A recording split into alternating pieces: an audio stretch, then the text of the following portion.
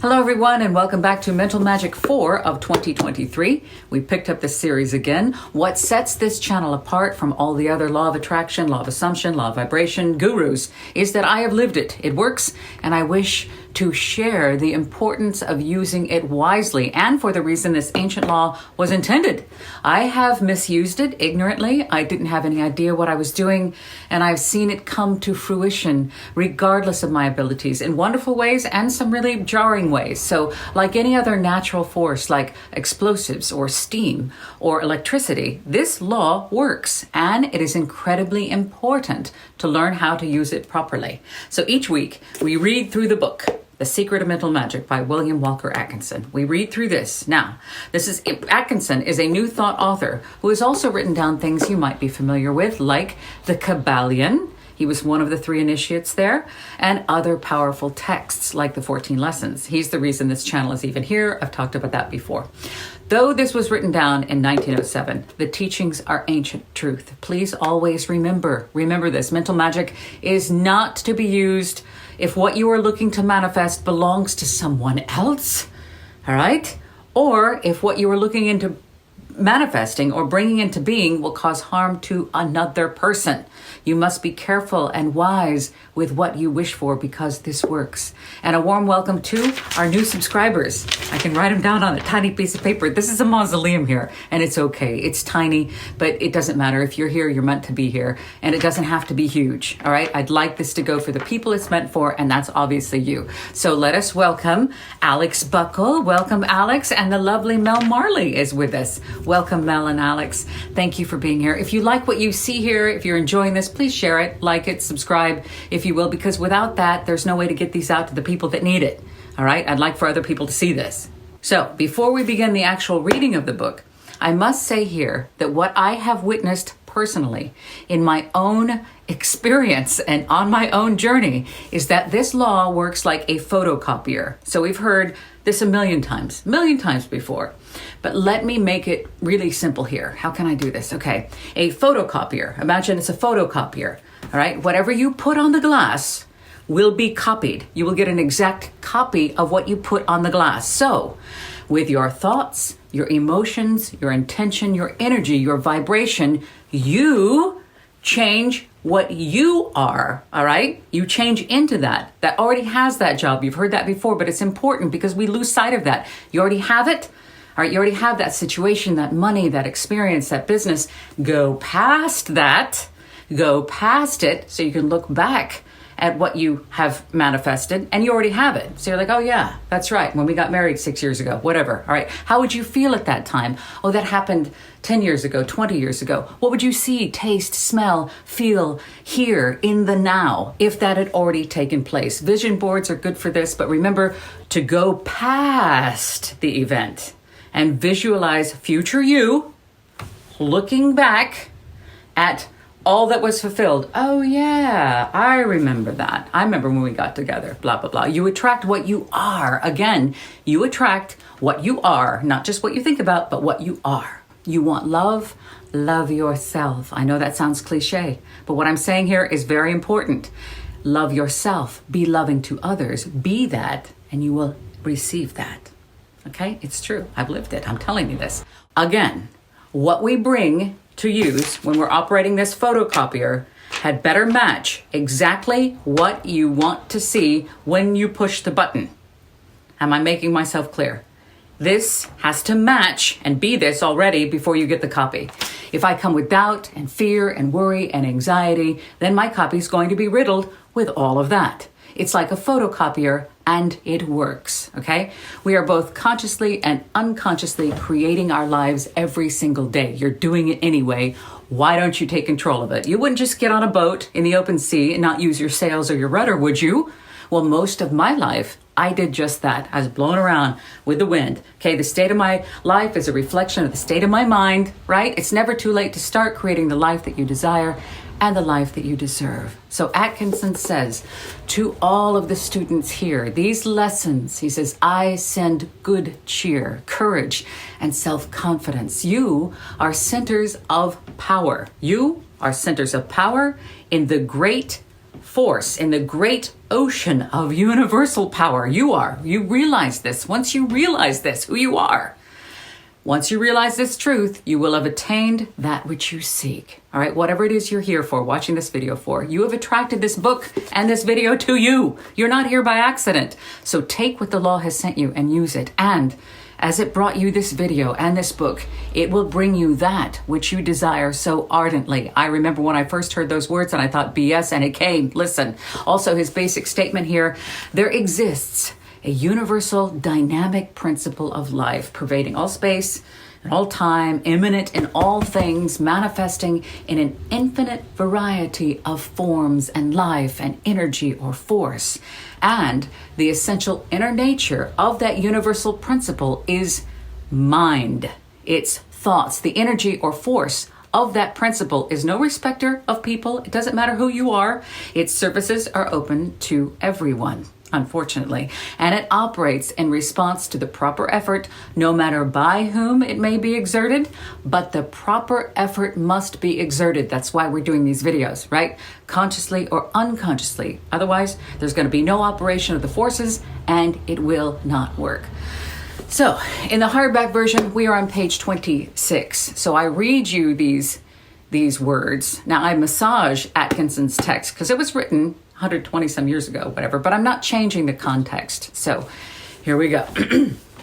A scientific presentation.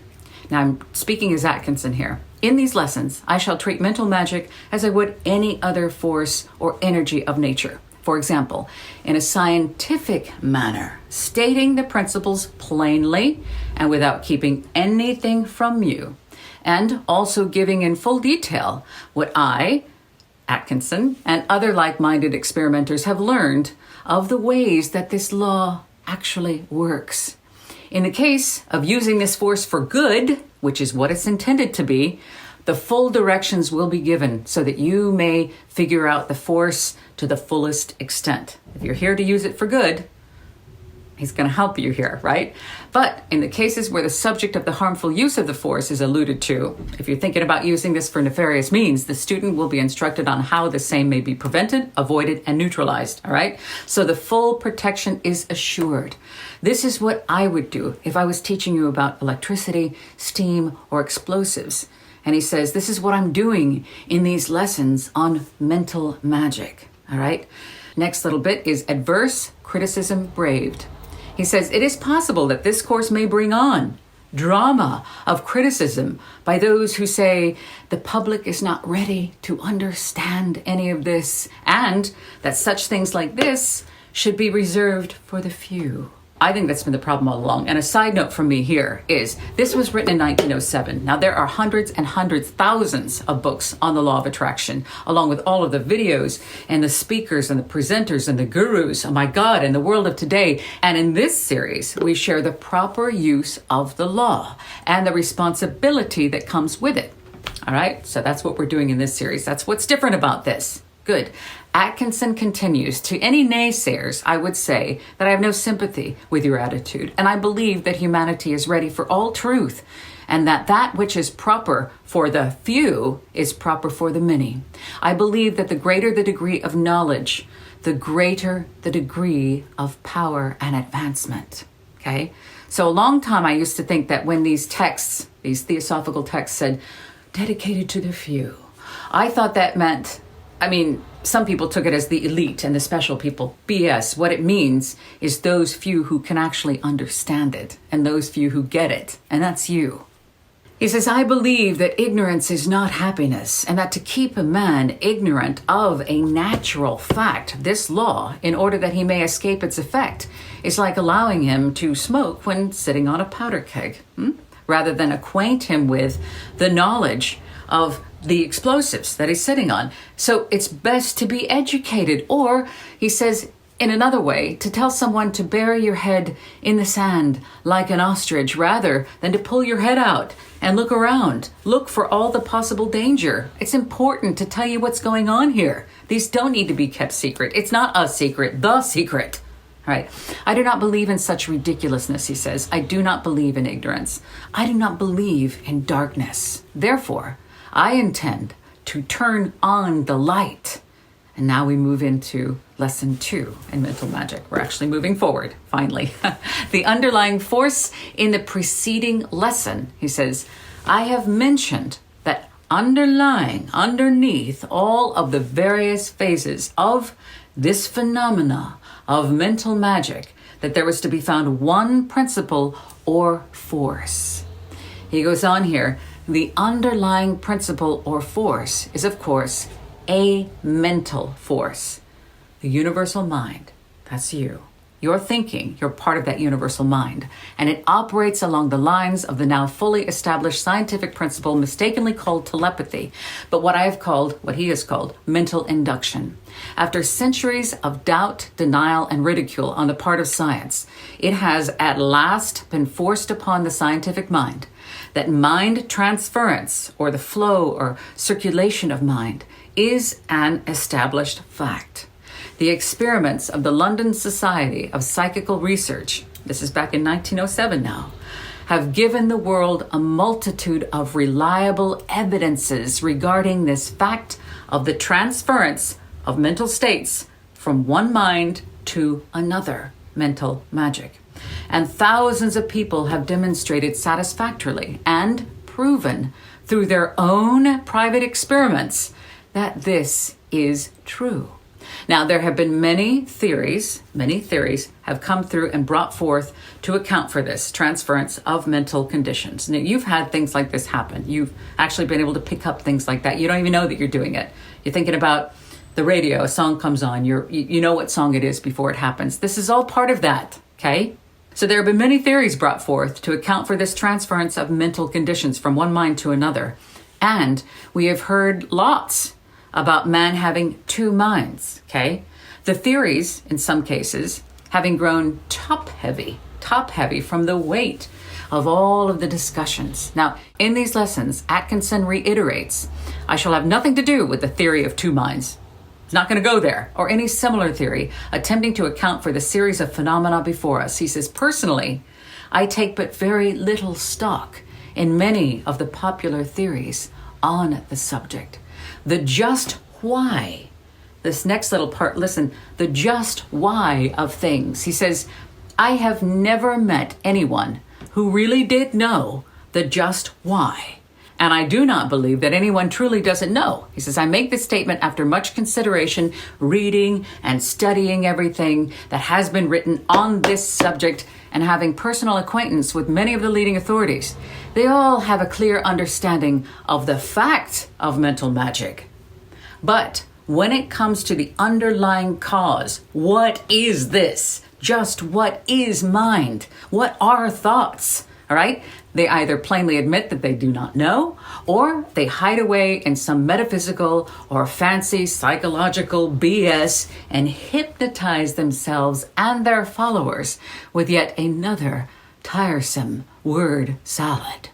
Personally, he says, I believe that this just what is locked in the subject of just what of life and living. So if we need to know, what are we doing here? Who are we? Why are we on this planet? We must know about living and being. And until we understand the latter, living and being and who we are, we cannot expect to know the former of just what this is. Thought, mental power, all that. So I, for one, have removed myself from all of the theories, this is Atkinson speaking, regarding the nature of mind, those soap bubbles with which many of the grown-up people in science amuse themselves, meaning this scientism, all right? He's not going to go there. He says, you're going to take the facts as I present them. Again, he's going to give you the facts as they come, and you're going to prove them with your own personal experiment. Okay, he's going to give you the facts, you experiment, prove it to yourself. If you want a theory of the nature of the mind, go make one yourself, he says. I don't do that anymore. I have learned to say, I do not know. And next week, we move forward in lesson 2 into what it is that we don't know and the evidences of thought transference. So he's going to let us prove it to ourselves as we go along, which is fantastic, instead of, oh God, I hope it works. And to close with not knowing, let's bring in Socrates here, who says, the only true wisdom is knowing that you know nothing. That is true knowledge. So there's lots of variations on that. But every day, I think I've learned something, and every day I realize I don't know crap. I know very little, if anything at all. It's true. I do know it is important to remind you that mental magic is not to be used. Listen to this. Please know this. Please, God, you can learn the hard way or you can listen to me. Mental magic is not to be used if what you are looking for to manifest belongs to another person, all right, or another being, or if what you're bringing into being will cause harm to another person. Be careful and wise with what you wish for, because this works. It does. Remember, this force, this mental force, is called Kriya Shakti. It's a Sanskrit term that means thought power. It is real. It works. And I'll see you next week. I love you.